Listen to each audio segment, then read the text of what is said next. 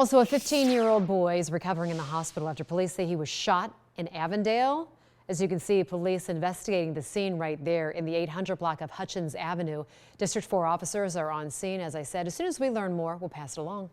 Also breaking, we are live from an active shooting investigation scene in Avondale. District 4 police say a 15-year-old boy was shot in the 800 block of Hutchins Avenue. You see evidence markers on the ground there, and there are some of the investigators kind of combing over the scene. We don't know the condition of that 15-year-old boy, but we're going to keep following the space. Eyes on this situation. Investigators on the scene of a shooting in Avondale.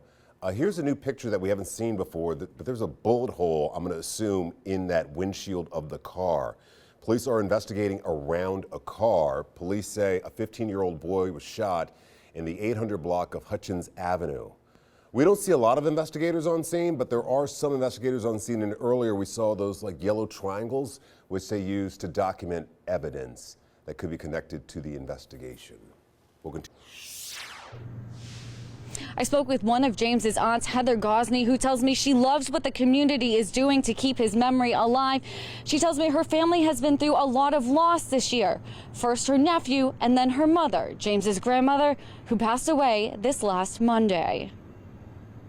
Just the whole family's a mess right now. Talking through tears, James Hutchinson's aunt, Heather Gosney, goes through the list of loved ones she's lost this year. My mind's all just confused and everything right now with losing my nephew, losing my mom, burying my best friend before the year started.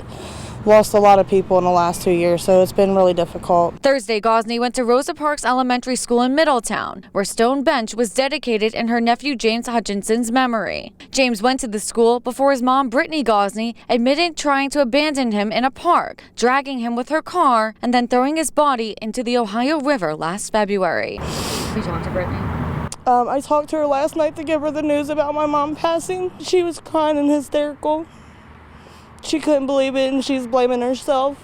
Do you blame her for what happened? Some of me wants to, but I don't want to. My mom told her that she wouldn't be alive to see her come out of prison, and now my mom's gone. My mom just told Brittany that about a week ago. Heather says her mom, James's grandmother, 50-year-old Betty Gosney, died in her sleep Monday from either a heart attack or stroke. She says she was with her mom the night before with her fiance and son. It was just a lot of stress on her. My mom's worked for over 30 years as a cashier, and she had quit working about a year and a half ago. Her health started going downhill, and then the stuff with James and the grandkids and everything wasn't any help at all. Heather says she hopes the community will continue to work to keep James's memory alive. She says Brittany is expected to be sentenced on Monday. I'm live in Middletown. Joanna Boris, Fox 19 Now.